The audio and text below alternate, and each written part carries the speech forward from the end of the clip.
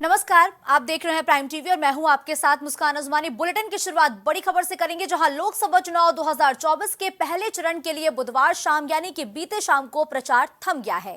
इस चरण में 21 राज्यों और केंद्र शासित प्रदेशों के 102 लोकसभा सीटों के लिए 19 अप्रैल यानी कि कल मतदान होगा। तो वहीं यूपी के 8 सीटों पर भी प्रत्याशियों की किस्मत का फैसला होगा।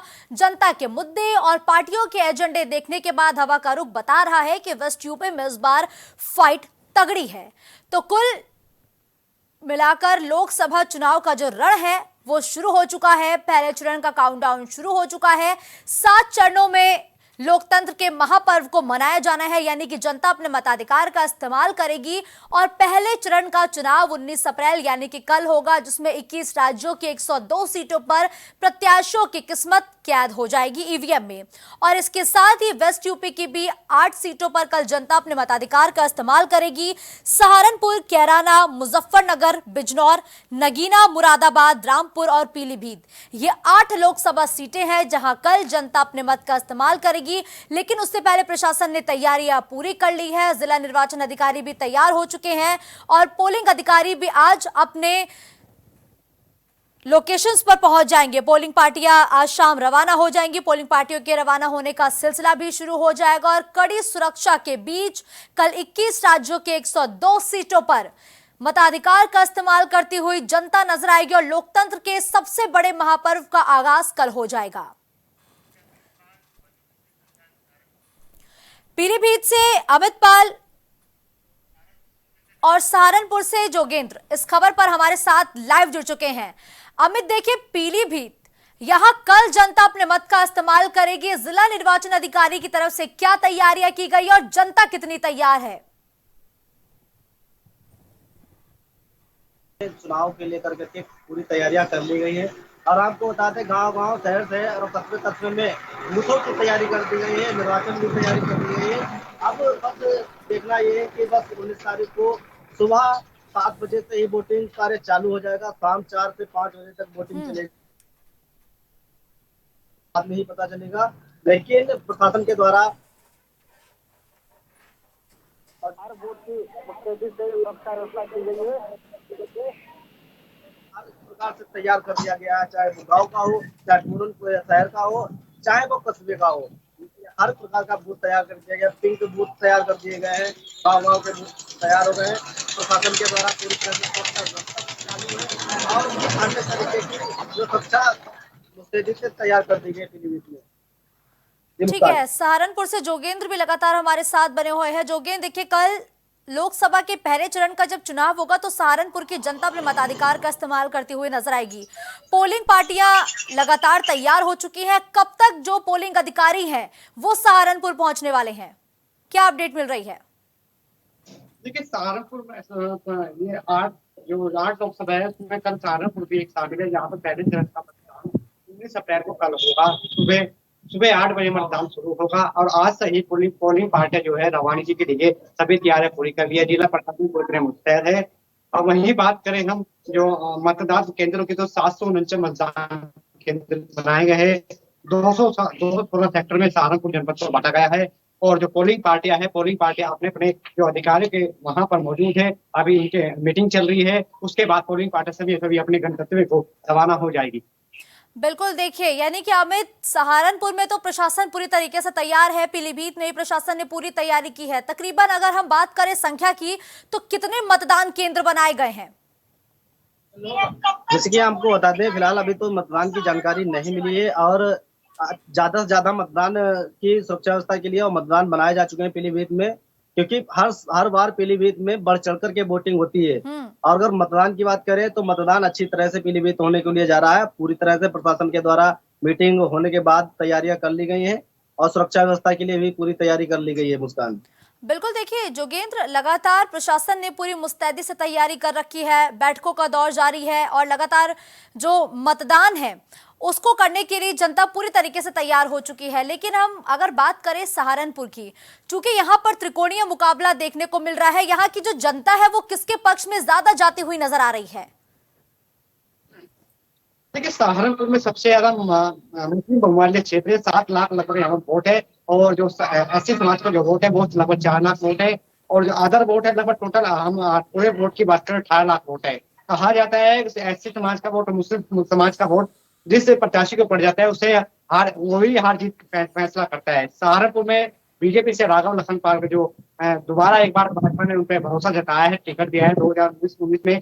वो बीजेपी और भाजपा बसपा के सांसद फजलुर रहमान से 22,000 के वोट से हार गए थे और तीसरे नंबर पर इमरान मसूद रहे थे। इस बार जो मुकाबला देखा जा रहा है, इमरान मसूद जो कांग्रेस और सपा के गठबंधन प्रत्याशी है और जो राहुल लखन पाल जो है एनडीए के प्रत्याशी है, इन दोनों के बीच कड़ा मुकाबला देखा जा रहा है। बिल्कुल ठीक है। परसों लेकिन देखिए अमित, इस बार परसों पीलीभीत में मुख्यमंत्री ने बीजेपी ने एक बहुत ही बड़ा कार्ड खेला है। जिताऊ कैंडिडेट को टिकट ना देकर इस बार पीडब्ल्यूडी मंत्री यानी कि जितिन प्रसाद को आला कमान ने टिकट दिया है।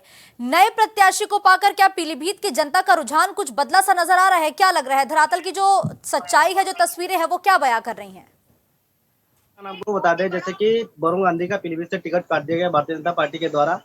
हमारे द्वारा जानकारी लेने पर हमने जमीनी हकीकत से जीरो ग्राउंड रिपोर्टिंग पे जानकारी ली तो जनता समथिंग 50-50, 50-50% लग रही है। आधी जनता कह रही है कि टिकट कटना चाहिए क्योंकि नए कैंडिडेट को भी मौका मिलना चाहिए। वहीं दूसरी जनता कह रही है कि ये कह रही है कि वरुण गांधी का टिकट गलत काट दिया गया है, इससे कि भारतीय जनता पार्टी को एक बड़ा खामियाजा उठाना पड़ सकता है और एक जीत का भी जो है सामना करना पड़ सकता है, क्योंकि सपा भी अपनी दावेदारी पूरी तरह से करने के लिए तैयार है और सपा टक्कर भी दे रही है उनकी बार पीलीभीत में। जिसके चलते भाजपा के द्वारा बराबर जनसभाएं की जा रही है, की कर चुके हैं वो लोग।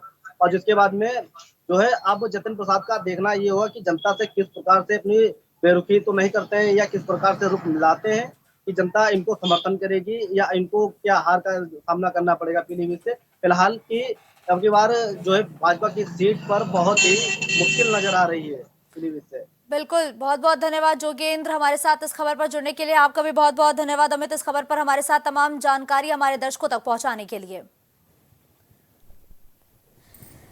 तो पहले चरण का रण तैयार हो चुका है। अब जनता के हाथ में बैट है, अब जनता बैटिंग करेगी। सभी पार्टियों ने दमखम दिखाया, चुनावी प्रचार यहां किया, लेकिन अब फैसला जनता के हाथों में है कि जनता किसके पक्ष में, किस प्रत्याशी के लिए अपने मताधिकार का इस्तेमाल करने वाली है।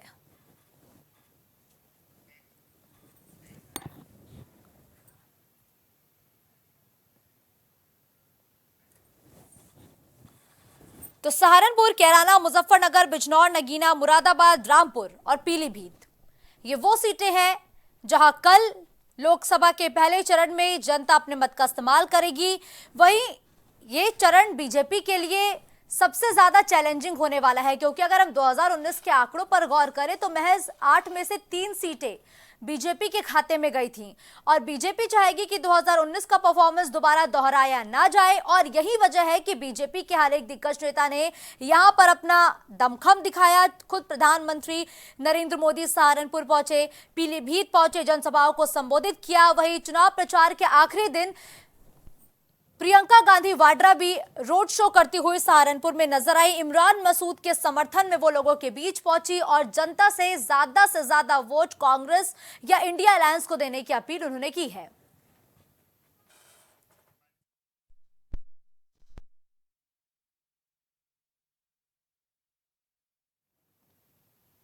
तो लोकसभा चुनाव के लिए पहले चरण का प्रचार थम गया है, वहीं दूसरे चरण के लिए सभी दिग्गज रणभेरी में कूद चुके हैं। जबकि दूसरे चरण के चुनाव के लिए सीएम योगी ने प्रचार की कमान एक बार फिर से अपने हाथ में थाम ली है, जहां आज भी सीएम योगी तूफानी प्रचार करते हुए नजर आएंगे। मुख्यमंत्री योगी आदित्यनाथ आज हापुड़, बुलंदशहर और मेरठ शहर का दौरा करेंगे। तकरीबन 12:30 बजे बुलंदशहर के झांझर में सीएम योगी आदित्यनाथ पहुंचेंगे। इस दौरान वो बीजेपी प्रत्याशी महेश शर्मा के समर्थन में जनसभा करेंगे। मेरठ के सिसौली गांव में बीजेपी प्रत्याशी अरुण गोविल के लिए वोट मांगेंगे। इसके बाद वो हापुड़ के रामलीला मैदान में सीएम चुनावी जनसभा करते हुए नजर आएंगे। इस दौरान वो अतुल गर्ग के समर्थन में जनसभा को संबोधित करेंगे। तो सीएम योगी आदित्यनाथ की आज ताबड़तोड़ रैलियां हैं, वो जनता के बीच पहुंचेंगे और दूसरे चरण के रण में सीएम योगी आदित्यनाथ लगातार प्रचार करते हुए नजर आ रहे हैं। इसी कड़ी में सीएम योगी आदित्यनाथ आज 3 अलग अलग जनपदों के दौरे पर पहुंचने वाले हैं। हापुड़, बुलंदशहर और मेरठ में सीएम योगी आदित्यनाथ आज हुंकार भरते हुए नजर आएंगे, एक विशाल जनसभा को संबोधित करेंगे। इस दौरान अपने प्रत्याशियों के समर्थन में वो वोट मांगते हुए नजर आएंगे।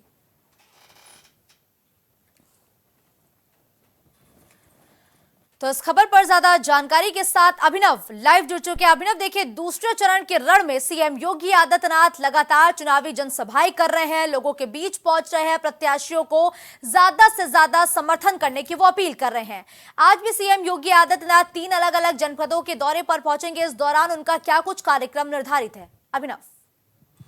बिल्कुल, देखिए सीएम योगी आदित्यनाथ आज 3 जिलों के दौरे पे रहेंगे। वो मेरठ में, बुलंदशहर में और हापुड़ में आज चुनाव प्रचार करते हुए नजर आएंगे। आपको बता दें कि प्रथम चरण के लिए चुनाव प्रचार कल शाम को थम गया है, जिसके बाद अब मुख्यमंत्री योगी आदित्यनाथ जो दूसरे चरण में जहां-जहां चुनाव होना है, चाहे हम मेरठ की बात करें, बुलंदशहर की बात करें या अन्य सीटों की बात करें, अब वहां मुख्यमंत्री योगी आदित्यनाथ प्रचार करना शुरू कर चुके हैं। और देखिए 19 अप्रैल को कल यानी कि पहले चरण का चुनाव होने जा रहा है और फिर 26 अप्रैल को अन्य जगहों पे जो दूसरे चरण का चुनाव है वो होना है। तो लगातार मुख्यमंत्री योगी आदित्यनाथ जो है वो पहले चरण के चुनाव के बाद अब दूसरे चरण का जो चुनाव है उसकी तैयारियों में जुट गए हैं। इसी क्रम में मुख्यमंत्री योगी आदित्यनाथ आज 3 जो जिले हैं उनके दौरे पे रहेंगे। वहां बीजेपी प्रत्याशी के लिए जन समर्थन की मांग करेंगे। आप मेरठ में जो बीजेपी के प्रत्याशी अरुण गोविल हैं उनके लिए मुख्यमंत्री योगी आदित्यनाथ आज जनसभा करेंगे और वोट की लगातार भारतीय जनता पार्टी पूरे उत्तर प्रदेश में, पश्चिमी उत्तर प्रदेश में सक्रिय नजर आ रही है। और आपको बता दें कि विपक्ष लंबे समय से ग्राउंड में नजर नहीं आ रहा था, लेकिन विपक्ष भी अब पूरी तरीके से सक्रिय है। तो एक कड़ा मुकाबला पश्चिमी यूपी में भाजपा और इंडिया अलायंस के बीच देखा जा रहा है। और देखने वाली बात होगी कि इस बार जो पश्चिमी यूपी की जंग है वो कौन जीतने में कामयाब हो पाता है, क्योंकि भाजपा को भी इस बार पश्चिमी यूपी से काफी आस है। आरएलडी को अपने साथ गठबंधन में लेके आई है, लेकिन वहीं समाजवादी पार्टी और इंडिया गठबंधन जो कांग्रेस के साथ अलायंस है वो भी देखने वाली बात रहेगी कि इस बार क्या कुछ हासिल कर पाता है, क्योंकि पश्चिम यूपी में इस बार विपक्ष को भी काफी आस है।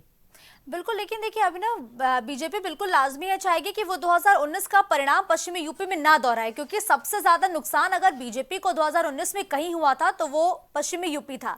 ऐसे में जिस तरीके से ताबड़तोड़ बीजेपी के नेता दौरे कर रहे हैं, चाहे वो सीएम योगी आदित्यनाथ हो, प्रधानमंत्री नरेंद्र मोदी हो, गृह मंत्री अमित शाह हो, तमाम नेता लगातार पश्चिमी यूपी को साधने की कवायद कर रहे हैं। तो क्या इनके दौरों का असर देखने को मिल सकता है नतीजों में? बिल्कुल, देखिए पीएम खुद भी कई रैलियां जनसभा कर रहे हैं। गृह मंत्री की बात करें, रक्षा मंत्री, मुख्यमंत्री समेत तमाम जो भाजपा के दिग्गज नेता है वो लगातार पश्चिमी यूपी में डेरा डाले हुए हैं। लगातार वो आ रहे हैं, चुनाव प्रचार कर रहे हैं और पश्चिमी यूपी में वो काफी अपने लिए कह सकते हैं कि मौका देख रहे हैं। वहीं विपक्ष की बात करें तो विपक्ष भी इस बार पश्चिमी यूपी को फोकस कर रहा है। अखिलेश यादव और राहुल गांधी की अमरोहा में 20 अप्रैल को एक बड़ी रैली होनी है और वो लगातार इंडिया अलायंस जो है वो लगातार एनडीए के इस अलायंस से लड़ता हुआ दिखाई दे रहा है पश्चिमी यूपी में। और आपको बता दें कि पहले चरण में जहां 8 सीटों पे चुनाव होना है, इनमें कई सीटों पे पिछली बार विपक्ष को जीत हासिल हुई थी। तो ऐसे में विपक्ष को इस बार भी काफी आस है जब कांग्रेस और समाजवादी पार्टी एक साथ चुनाव लड़ रही है। बसपा हालांकि इन सभी सीटों पे बहुत ही निर्णायक भूमिका निभा सकती है। बसपा भले ही कहीं जीतने की स्थिति में ना हो, लेकिन वो जरूर गेम चेंजर की भूमिका निभा सकती है। और लगातार बहुजन समाज पार्टी जो टिकट वितरण कर रही है वो सपा और भाजपा दोनों को हैरान करने वाला है और इसी तरीके से वो दोनों को नुकसान पहुंचाती हुई तमाम सीटों पे दिख रही है। बहरहाल जो मुख्यमंत्री योगी 2019 आदित्यनाथ के हैं वो बाद आज से ये 2024 का जब लोकसभा चुनाव है तो काफी कुछ समीकरण बदले हैं। पहले समाजवादी पार्टी बसपा ने एक साथ मिलकर चुनाव लड़ा, जिसका फायदा दोनों ही पार्टियों को मिला। तो वहीं आरएलडी भी समाजवादी पार्टी के साथ ही नजर आ रही थी, लेकिन इस बार जो आरएलडी है वो बीजेपी के साथ है, बसपा अकेले चुनाव लड़ रही है। तो वही लोकसभा चुनाव के लिए सपा और कांग्रेस का गठबंधन है इंडिया अलायंस के रूप में।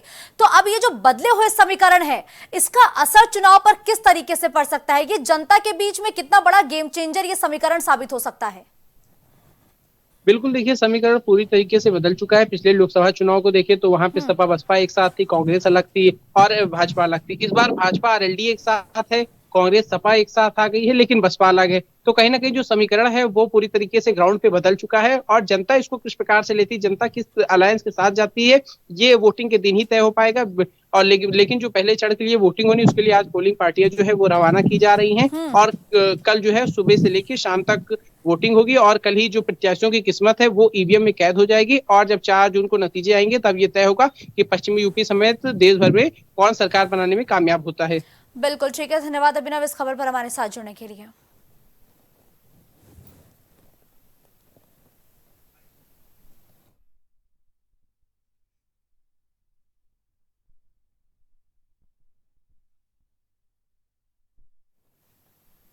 खबरों का सिलसिला यूं ही जारी रहेगा। देश और दुनिया की बड़ी खबरों के लिए आप देखते रहिए प्राइम टीवी।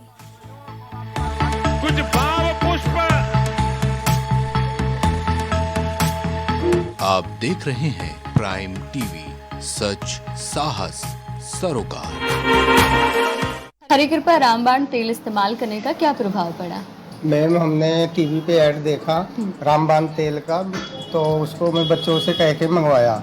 मेरे घुटनों में दर्द काफ़ी देरों से रहती थी। फिर उसको मैं 10-15 दिन इस्तेमाल किया। उसके बाद मेरे को काफ़ी राहत महसूस हुई। कामकाज में, भाग दौड़ में मेरा काफ़ी मतलब ठीक ठाक रहा। अब उससे हमको बहुत ज़्यादा राहत है। मैं मार्केटिंग का काम अपने आराम से कर लेता हूँ।